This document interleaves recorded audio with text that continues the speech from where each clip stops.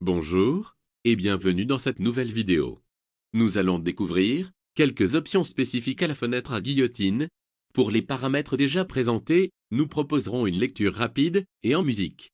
C'est parti!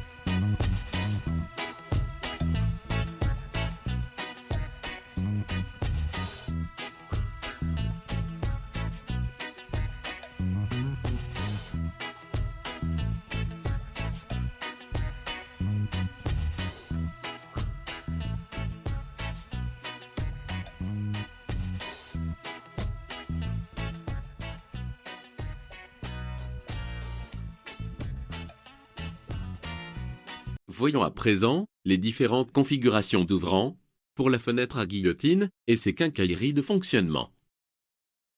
En premier choix, nous avons la fenêtre à guillotine simple. Ensuite, nous avons l'option double et triple. Comme pour la fenêtre à la française, nous pouvons ajouter un côté fixe à gauche. Pour inverser son sens, il vous faudra importer votre fenêtre et utiliser la fonction SketchUp, retourner sur l'axe du composant. Pour finir, nous avons la guillotine simple avec deux côtés fixes. Dans cet exemple, nous allons partir sur le quatrième choix. Comme l'image propose des lignes de dimension, il est possible de personnaliser ces valeurs. Pour cela, il faut cliquer sur l'icône Mètre. Par défaut, Click Window propose des clairs de vue de largeur égale. Cliquez sur A est égal à F pour changer cela. Dans le tableau numérique qui s'affiche, définissez les valeurs avec les flèches dynamiques.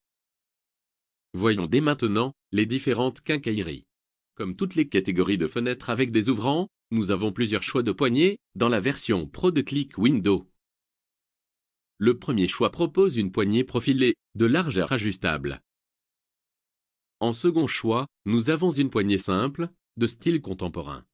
Pour terminer, une poignée ronde de type traditionnel nous est proposée. Nous choisirons ce modèle. Comme pour toutes les quincailleries, nous pouvons définir les matériaux. La fenêtre à guillotine propose aussi un verrou et un loquet de blocage. Et vous pouvez également personnaliser leurs matériaux.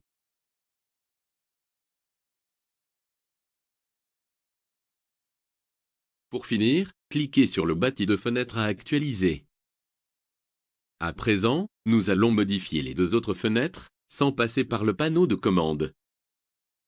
Sélectionnez vos fenêtres, puis dans la barre d'outils, Composants dynamiques, sélectionnez l'icône Options des composants. Ce tableau nous indique que deux composants sont sélectionnés. Vous pouvez modifier autant de fenêtres que voulu dans une seule opération, à condition que tous les modèles soient identiques.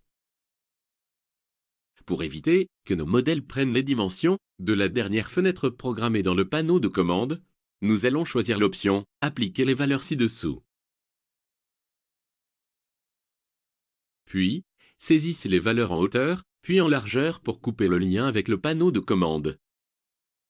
Enfin, imposez un type d'ouvrant simple pour ne pas vous retrouver avec un côté fixe. Pour terminer, cliquez sur « Appliquer ». Plus vous aurez de modèles à modifier, plus le temps de chargement sera long. Contrairement aux options des composants, découvrons à présent une fonction spécifique à la fenêtre à guillotine. Pour ajouter un verrou, il suffit de cliquer dessus. Cette fonction un clic permet d'aller jusqu'à une quantité de 4.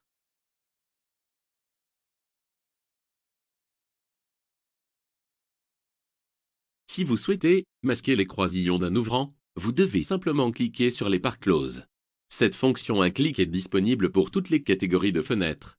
Pour éviter les erreurs, assurez-vous que les dimensions de vos fenêtres soient identiques au panneau de commande ou imposées avec les options du composant. Ça sera tout pour la présentation des fenêtres à guillotine.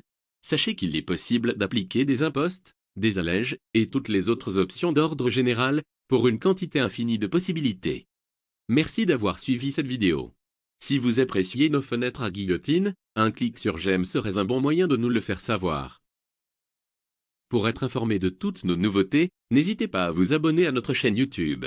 À tout de suite pour de nouvelles découvertes. Back from the dead.